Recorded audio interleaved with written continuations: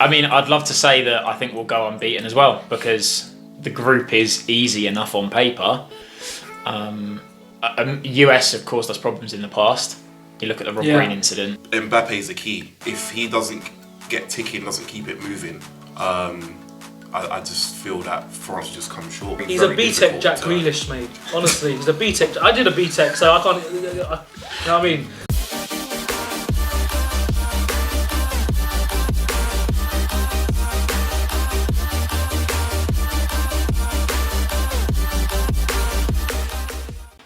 You alright, boys? How are you today? Yeah, all good, man. All good. Good, how are you? Welcome back to the Chinwag podcast. So today, what we're going to be discussing is the Qatar 2022 World Cup groups and reacting to it. Yeah? So let's get straight into it. So in Group A, there's Qatar, Ecuador, Senegal and the Netherlands. So what do you think of that group, boys? Meh. Yeah. I feel like it's a pretty dead group, really, isn't it? You'd expect Holland to walk it, really. So the key players in this group, obviously, Qatar, no one really knows. They're an unknown quantity and it's their first World Cup as they are hosting it. So that's the first game. Qatar against Ecuador. I'm sure we'll be tuning in for that. Of course we will. So Ecuador, I googled this earlier. One of their key players is Enner Valencia. Used to be from West Ham. Yeah. He's still playing. Right. Let's talk to me about Senegal because Senegal just won AFCON. So just talk to me about Senegal, Richard. And obviously their main man's Mane. Got quite a couple good players there. Koulibaly. I know what's his name from Crystal Palace? Kouyaté. He's another important player. And then what's his name? I forgot his name. Liverpool. Mane. No. Keita. Is it Keita? He's from Guinea. Was he from Guinea? He's from okay, Guinea. sorry, my bad. But So yeah. they've the key players I've written down, obviously Edouard Mendy, Koulibaly, Kouyaté, Abdou Diallo, Bouna Sarr from Bayern, Idrissa Gana Gueye from PSG, Nampalys Mendy, Mane and Ismaila Sarr. So what do you think about their team, Ryan? The team sounds really good. I feel like a lot of their players are workhorse, hard workers. So they'll give people good games, but whether they've got the quality...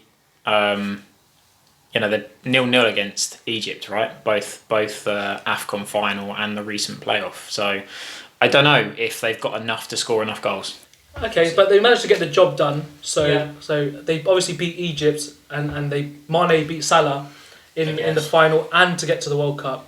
So this is their third World Cup. So do you think they can top Netherlands, or do you think Netherlands will top the group and Senegal will come second? In my opinion, Netherlands are topping the group. Yeah. Senegal will come in second. Yeah. So obviously Netherlands, they got Van Dijk, De Ligt, De Jong, Wijnaldum, Daniel Marlon, Depay, and Steven Bergwijn. So what do you make of Netherlands' team? Yeah, Netherlands' team, especially this one round, much better. Obviously, it's been disappointing for them quite recently, not being involved. But yeah, I just think they've got quality all round. It's a bit like City in a way. Just wherever what position there is always that good quality there, good cover. So so they got really strong centre backs and defence. So Van Dijk, De Ligt. They've also got De Vrij. They got Nathan Ake. They got Koop Miners as well. So what do you make of their centre backs and defence? The defending's amazing. I mean, keeper wise. Is it still Cillessen? I mean, I think that's not quite the same level. So you could maybe argue that if it comes down to it, the keeper might be the one that costs them at some point. But defensively, they look really solid. So yeah, I definitely agree with that. So Netherlands, Senegal, Ecuador, and Qatar. Getting my words mixed up there. Probably in that order. Yeah, probably. Yeah, that's what I'm listing it as. So we move on to Group B. Do we know Group B? England's group. It's on paper, it's very easy. It's very easy. So England, Iran, US, and either Wales, Scotland, or Ukraine. They still got a playoff. So we've talked about England previously for the Euros. We have, yeah. I still think Sterling doesn't deserve to start. And Wan-Bissaka deserves to start as well. You're going to have to clip it. No, I'm not joking. Sterling deserves to start, but Rashford nowhere near the England team. No. So what do you think about our England team and how do you think we'll do in this World Cup? Yeah, it should be a breeze if I'm being honest. Without saying too much, as we've seen, quality all round. It should be just job done. Should come at the end of it with unbeaten. To be honest, that's how confident I am. Yourself? I mean, I'd love to say that I think we'll go unbeaten as well because the group is easy enough on paper. US, of course, there's problems in the past. You look at the Rob Green incident. That's the only issue, possibly. Someone. But. So I've got Iran. I've not really done research on Iran because obviously not many people know their players. I don't know if Ashkan Dijaga, the guy that used to play for Fulham, did he used to play for Iran? Is it Yahambaks, the Brighton player? Yeah. Oh, yes. Iranian, he's not at Brighton anymore, but I think he's. No, I think I'm pretty he's sure he's not. US, I've written a few key players for them. They've got Zach Steffen, who's the backup goalie at Man City. DeAndre Yedlin, who's now at Inter Miami. So I did my research. Anthony Robinson from Fulham. Tyler Adams, Weston McKennie. Two Bundesliga quality. McKennie's now at Juve. Yeah. But they used to be Bundesliga together. Pulisic, Giovanni Reina from Dortmund. Timothy Weah. George Weah's son, I might add, from Lille. So US do look quite good, would you say? Good, but I'd still England. Still back England. Yeah, still back. And then there's obviously Wales, Scotland and Ukraine. So who do you think will make it to the World Cup out of Wales, Scotland and Ukraine? I've got to back the Welsh. My family would hate me if I said that. I've got to back the Welsh. What would you say? Yeah, I'd say Wales as well, to be honest. Don't be a sheep. No, Richard. honestly, no. That's a little bit personal. That's a little bit personal. Yeah, I wasn't even coming because you're just following what I'm saying. But I think, to be fair, I do think Wales because. Don't be a sheep, Ali. Right, so I do think England. Who do you think was coming second in that group if Wales go through, as you guys said, Wales or USA? Because I do think Iran will finish bottom. I think Wales just they've got a habit, the last couple of tournaments they've been in, they've got a habit of just dragging out results and squeezing through. And I think if they qualify, I think they'll do it again. Okay, lovely stuff. So Group C, there's Argentina, Saudi Arabia, Mexico and Poland. They're talking about Argentina and the main man. I mean, it is Messi. I think when they most recently won the Copa America, he was by far and away the best player at the tournament. So obviously they've got a number of really good players, but if he plays well, they'll do well. If he can't get into the game, then I think they're going to really struggle. Yeah, so Messi's probably his last World Cup. Obviously, as you said, they won the Copa America. The other key players I've put down, Martinez from Inter, Dybala, Martinez, the keeper, who's quality, and Di Maria. But no one really speaks about Di Maria. What do you think of their key players, Richard? In terms of, like you said, Di Maria and stuff, I don't know why he's underrated. He's probably like a key figure as well. Works really hard, does the dirty stuff, as well as going forward, the quality he has, that left foot is magical. So I think Argentina will do well. They'll top the group. I think there was an interesting stat with Martinez that he's not lost a game yet. Okay. He's not lost a game yet for Argentina, I think. So that's the goalkeepers union right there. That'd be interesting. Although Mexico. So I've got Saudi Arabia. Obviously, I don't really know much about Saudi Arabia. Sorry. Mexico. I don't know if they still got Ochoa. Have they still got him in goal? I don't know. He only turns up for the World Cup anyway. He's to be around forever. Yeah. So yeah. I don't know other key players. Chicharito, is he still there? Carlos Vela, are they still there? I'm sorry, Mexican fans, but they just always seem to have. Was it the last World Cup, Germany? Yeah, I think so. So they always just seem to have a team that is able to sort of drag out results. I think they've got, is it Edson Alvarez at Ajax? Yeah. Quite a good they seem to make it out of the group all the time, but then they always get knocked out in the round of 16, which is just typical Mexico. And Poland, obviously, main man Lewandowski, Bednarek from Southampton, they've got Szczesny in goal, new addition, Matty Cash at right back. That's a big one for them. What do you think about him changing allegiances? I don't blame him. To be fair, England, especially at the right back position. If Wan-Bissaka can't get in, no, I'm joking. He doesn't deserve it anymore. Yeah, you've got obviously Trent, James, who's the other right back that's there as well. Walker, Trips. Yeah, Walker, Trips. So Cash is a good player. Don't get me wrong, but it's going to be very, very. He's very a B-Tech Jack Grealish, mate. Honestly, he's a B-Tech. I did a B-Tech, so I can't. You know what I mean? And they got Zielinski in midfield, who plays for Napoli, who works hard. But obviously, talk to me about Lewandowski and how do you think he'll do? I mean, I think he's Ballon d'Or worthy. I think everyone's amazed that he's not won the Ballon d'Or yet. I mean, he should have at least had one. Yeah. But again, I think everything is if he doesn't play well or if he can't get into the game, we saw it in the qualifiers when England played Poland. If he can't get into the game, then they've not really got much, which might work against them. Okay, so I think Argentina will top the group, especially Messi with extra motivation for his last World Cup. Yeah. Poland, Mexico, and then Saudi Arabia. Interesting. I think Mexico. I think Mexico just have a way. I think they might squeeze through. Yeah. Okay, what do you think? No, I'll go with Poland second. Good man. Yeah. Agree with the host. Come back to my channel at some point. You can come back. You're not coming back. Come on. Let us know in the comments. So Group D, there's France and another playoff between Australia, UAE, and Peru, with Denmark and Tunisia. So France, obviously world champions. They've got up and coming young players, as they always seem to do in midfield, especially with Camavinga, currently at Real Madrid, and Aurelien Tchouameni, from Monaco. See that pronunciation? Yeah, you've got to subscribe for that. Yeah, Tchouameni from Monaco. He's also linked with Real Madrid. What do you think of France trying to retain their title? Trying to retain. I can't see anything going to go wrong in terms of them winning the World Cup again. But I don't know.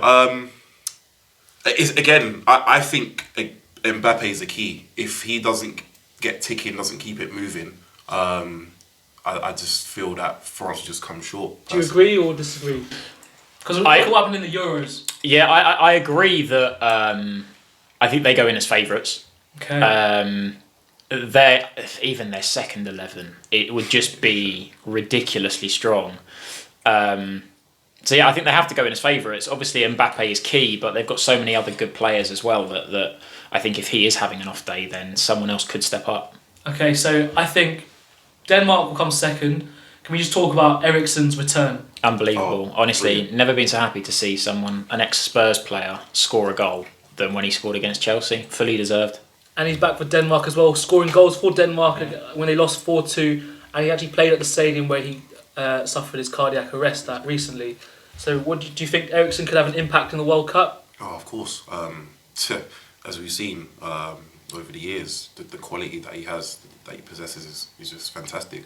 I think Denmark will almost be everyone's second team after what happened before. So I know I'll sort of be wishing them on, definitely. They got a good side as well. Obviously, Schmeichel.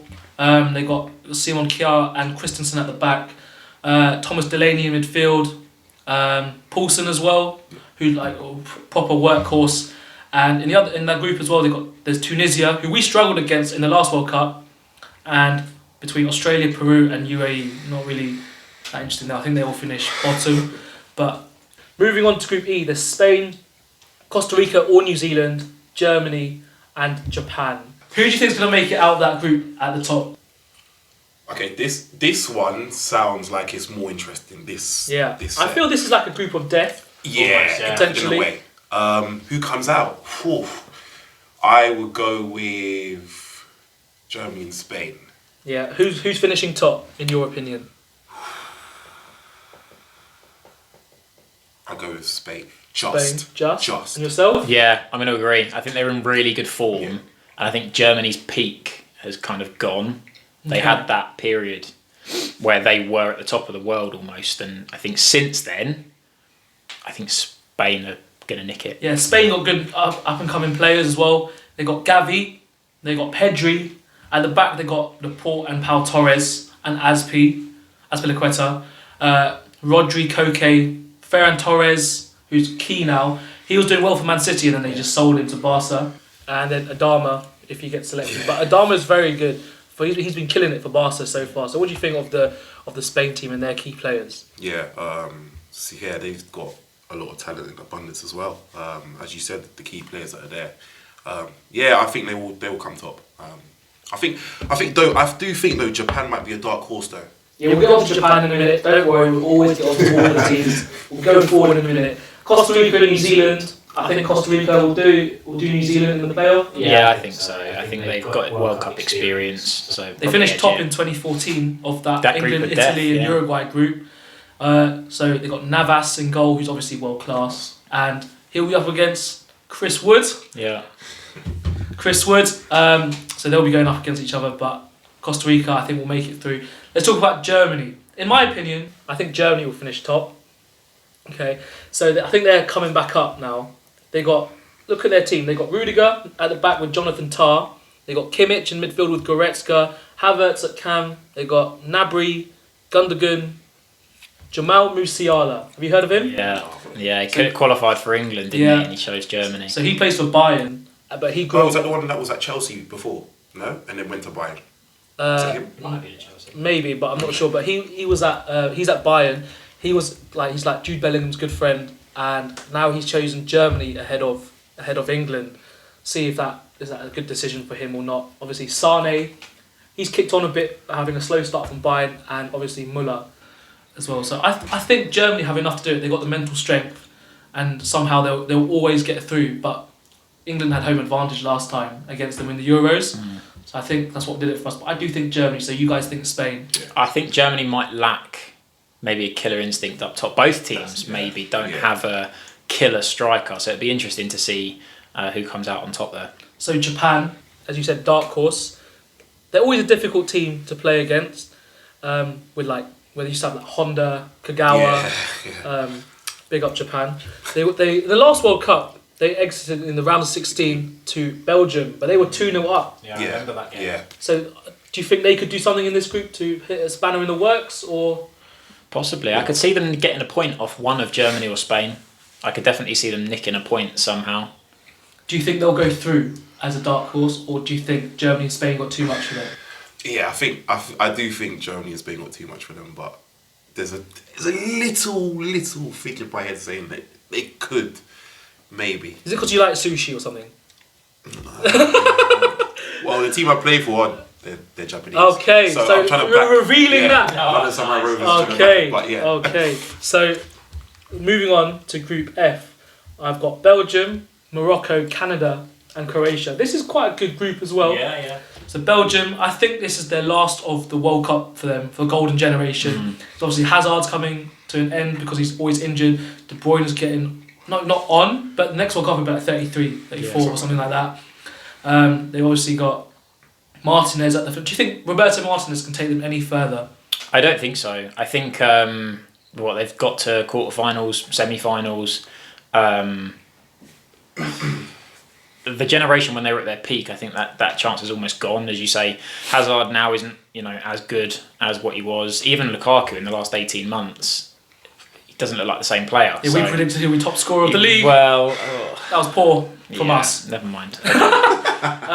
Do you think Hazard can get fit, or do you think for the World Cup, do you think he'll turn it on for Belgium, or do you think he's just the same injured one at Real Madrid?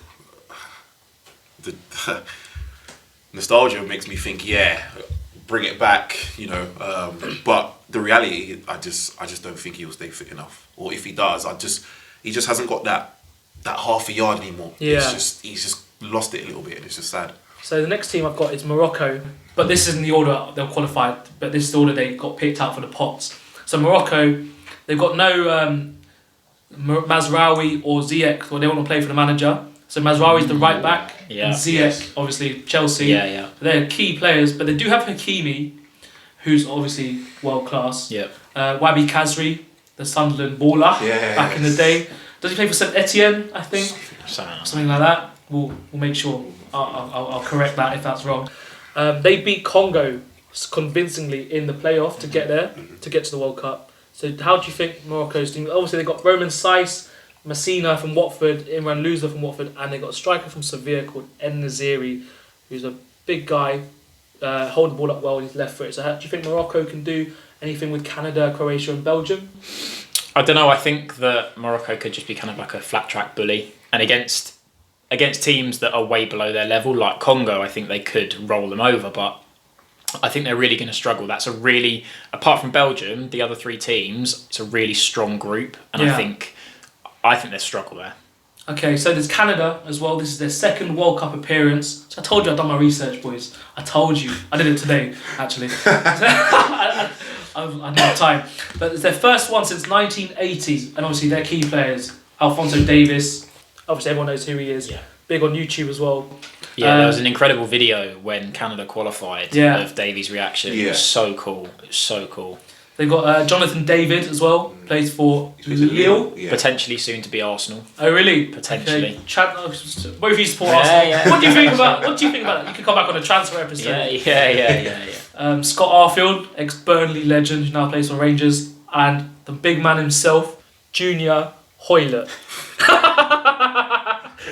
Yeah, exactly. Blackburn legend, mate. Yeah. But what do you think of Canada? This is their second appearance in the World Cup finals. They didn't make it out of the group last time. Do you think they can make it out of the group and get a surprise against Croatia and Morocco? Yeah, I think. Yeah. I think they would. I don't think they'll top the group. Yeah. But yeah, second. I'd say second. Yeah. Wow, that's a big call because there's Croatia as well. I'm going to ask you about them. Obviously, they reached the World Cup final. So what do you think about Croatia's chances? I think we talk about a lot of teams and having that golden generation. I think for Croatia, this was it. Rakitic, Modric, Perisic, Mandzukic. And I think that generation now is at a point where they're still quality players, but they're not at that level, I don't think, physically. I've actually put in my notes, all the stars are getting old. Yeah, and I think Canada have quite a youthful team. Obviously, we mentioned Hoilett, who's not youthful, but generally, I think Canada have quite a young team, and I think technically Croatia are better, but I think physically Canada might get them. But I've also put there's new players coming in like Saleta Sarr, who's going to replace Lovren or Vida at the back. But Vida's still vice captain. Donny with the long blonde hair. Yeah.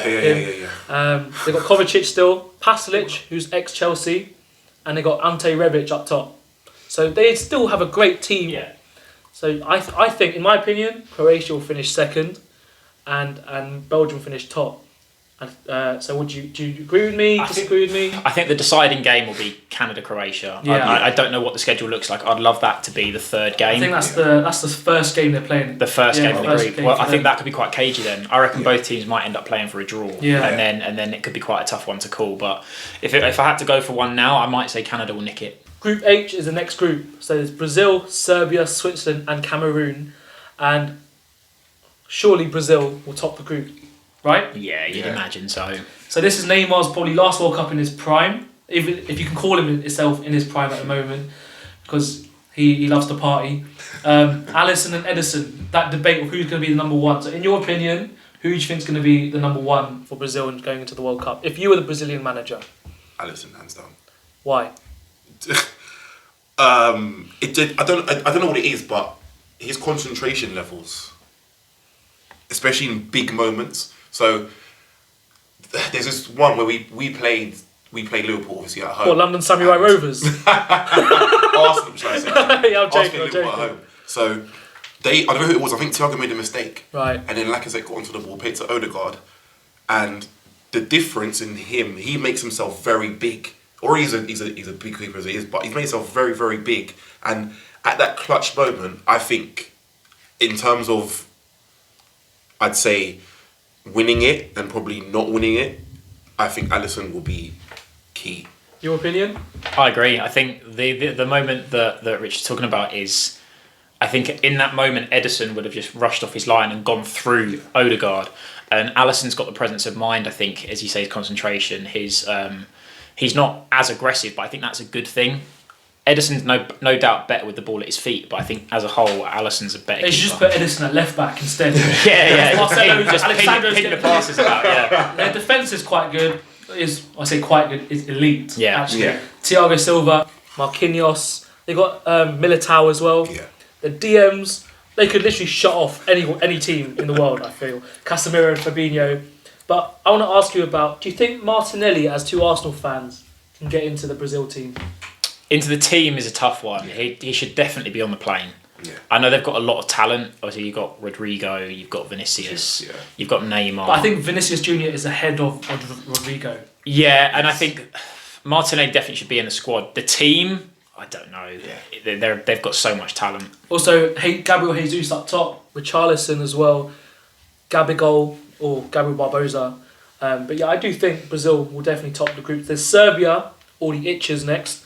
So Mitrovic, Jovic, Milinkovic, Savic, Tadic, Kostic, Nastasic, and Milenkovic. So Mitrovic, obviously everyone knows about him. He's doing really well at Fulham, but that's in the Championship. Do you think Do you think him and Luka Jovic, who used to play for Real Madrid, now plays for Frankfurt? Yeah. Do you think they up top they can finish second with their presence up top? Yeah, I think so. Yeah. Mitrovic he's just a bully, you know. And then Jovic is the one who will just work off the seconds and will just slot the ball away. So yeah, he's more of the cleaner striker, I'd say. They've got the creator in Dusan Tadic as well, and Milinkovic-Savic behind him. So what do you think of their midfield and how they'll do? I think their midfield is good. I think their midfield is almost designed to create chances for the front two. And I think bully is the perfect word for Mitrovic, because we've seen him in the Championship be incredible. He's got the record for goals in a season, but then when he steps up to the Prem, he can't quite do it. So it'll be interesting to see how he gets on. I think that would be really important for them. They've also got two players that play for Fiorentina at the back. So Matej Nastasic, who used to play for Man City, Yes.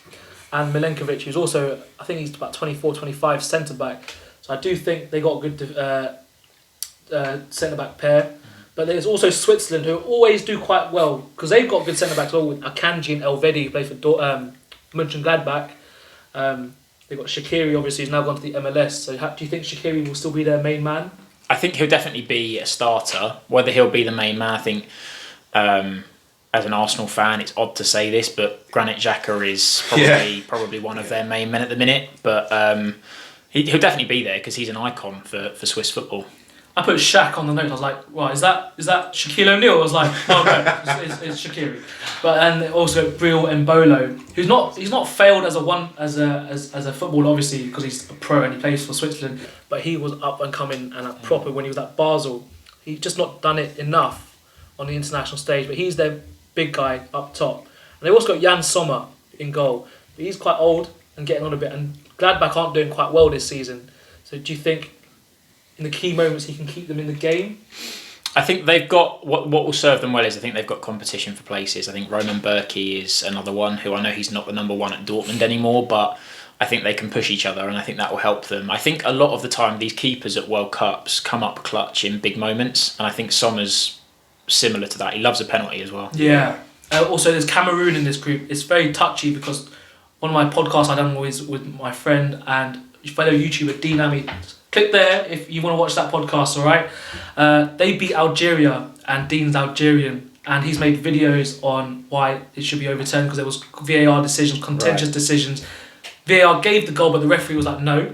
So they scored in the 118th minute to equalise, and then they lost in the 124th minute, conceded a goal for a header. So Cameroon are there, but there's a petition that he started, and it's on, I think 200 people have signed it so far to try and reschedule the game. So that would be crazy. But sorry, Dean, we can't talk about Algeria right now for you. I have to talk about Cameroon, which will trigger some of your people. But let's talk about Cameroon. They got Andre Onana in goal, who also could have failed a drugs test as well after the game. So that's why they want to replay the game, and obviously he played well. But Andre Onana is a good goalie. He's linked with... Is he linked with the... I can't remember who he's linked with, but he's linked with... Inter, I think. Yeah. I think it's almost done, I think. Yeah. Okay. So, Anguissa, Zambo Anguissa, I love this midfielder. I would take him at United.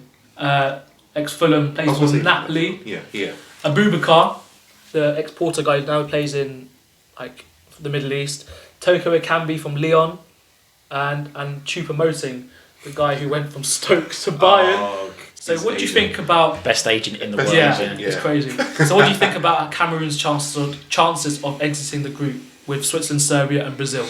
I don't know, I watched them at AFCON and they just didn't impress me. I think they had one game where they bullied, I can't remember who it was, they scored quite a few, but outside of that they didn't look that impressive. I think they're going to struggle against stronger teams that they've got in their group. So Brazil, Serbia, Switzerland, Cameroon, who's making out the group in the top two for you? Sorry, so again, Brazil, Switzerland, Serbia and Cameroon. Brazil and Switzerland. Brazil and Switzerland? Yeah, I'd agree. Okay, moving swiftly on to the final group, Group H. So there's Portugal, Ghana, Uruguay and South Korea. So obviously Portugal, I'm the man, Sportsman United. This is Ronaldo's last World Cup. Has to be. Has to be. He can't be doing this at 42 years old. Has to be. Otherwise he's a robot. Ronaldo and Pepe's last one. So big nostalgia for people growing up in the mid 2000s. They've also got the players with Bernardo, Fernandes, João, Felix, Ruben Diaz. Nuno Mendes, who's up and coming left back, who plays for PSG. So what do you think about him being their starting left back? Because he's very, very young. I think he's a superstar. I think PSG are very keen on making that deal permanent. Obviously, on the other side, you've got João Cancelo, who's probably the best fullback in the world at the minute. So throughout their team, they've got superstars, and I think they'll be really, really strong. Jose Sarr possibly will start for them in goal. Yeah, he's really good. He's been brilliant this year. So as will half the Wolves team probably, but they've been brilliant. So I think they're gonna be a really strong team. They're very dangerous with Bernardo and Bruno. So what do you think of their creativity for the likes of Ronaldo? Yeah, it's just endless supply, isn't it? I know Bernardo's kind of gone down a little bit in terms of how he started off in the season, but when it's World Cup, it's stuff like that, it's falls out the window. They've also got Moutinho, who keeps things ticking over for them in the midfield, and obviously Jota as well. So Jota's been a big player for Liverpool this season. So do you think Jota can do well for them in the World Cup? Absolutely. I think one of the amazing things with Jota is he's so good in the air. For someone his size, he is so good in the air, and I think that's quite underrated. And I think when people are so focused on marking Pepe, Ronaldo, the taller players, he's one that could get under the radar and nick a goal himself. So, yeah, quality. I agree. I think Portugal finished top. I think Uruguay will come second, but Uruguay versus Ghana. We've got to talk about that. We have to talk about that. Part 2 now. So Cavani and Suarez's last World Cup probably, as they get on a bit. But I'll go through their key players. I've actually put facing Ghana again, but they've got Muslera, who's actually a very good goalie. Bentancur from Spurs now. I don't know how to say this player's name. Araujo from Barca, the centre back. Yes. Valverde from Real Madrid. Godin, and I don't know. He plays for Cagliari. Yeah, he's kind of coming towards the end of his career now, I think. And Sebastian Coates at the back. Oh, wow. So we'll talk about Uruguay first and their team, and we'll talk about Ghana, and then we'll talk about both of them together. For context, the incident we're referring to for viewers that might not be aware, what was it? 2010? Yeah. Was it 2010? Yeah, 2010. The Suarez handball. I'm sure you can look it up, but public enemy number one. Yeah. Right? Yeah. So obviously they're key players. Do you think? I think Uruguay might probably come second, in my opinion. Yeah, I agree. I think the quality of I guess it depends on how well they gel as a team, but the quality of their team, the quality's there. Yeah. So Ghana, they beat Nigeria on away goals to get to the World Cup. You're Nigerian. Yeah. Talk to me about that. Yeah. He's trying to laugh off the pain. Yeah. Oh no. It hurts. But to be fair, over the two legs, it didn't look like we were gonna. Because you had Ademola Lookman come into your team. Yeah. I thought he would make an impact as well. Like you got Iheanacho as well.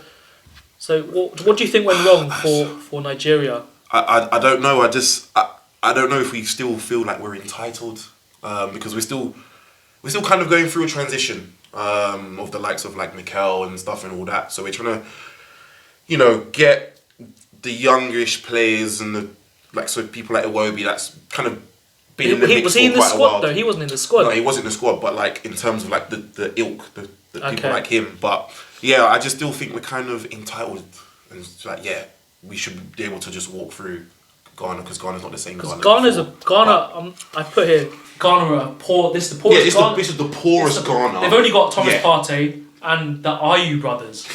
If they're still playing for them, not Thomas Partey because he's very good. Yeah. But the Ayew brothers are still playing for them, and Andre Ayew plays in the UAE, I think. Does Jordan Ayew still play for Palace? He's still playing. I think he is. Yeah, he doesn't even play anymore. So this is a very poor Ghana team. I was very surprised that Nigeria did get knocked out. So we'll talk about Uruguay versus Ghana. I think that will be a tasty affair. So I can see a red card. You see a red card? See a red card. People remember Suarez. Like the Ghanaian people will remember what Suarez did, and I think he's going to get a few kicks. Whether it will be Suarez lashing out, whether it will be a Ghana player that goes a little bit too much, I could see that being a really feisty game. Yeah. What do you think? Do you think that would be a feisty game as well? Yeah, 100%. Yeah, as Warren said before, it's going to be a feisty game. Whether it's Suarez lashing out or the Ghana players are, giving a little bit extra than they should. Or Suarez biting someone else. Yeah. Fourth time, fifth time, I don't know. And South Korea, bless them, they got Heung-min Son, and that's it. Sorry. Yeah, but I mean, Oh crap. sometimes that's all it takes, though, right? Yeah. Is one world-class player.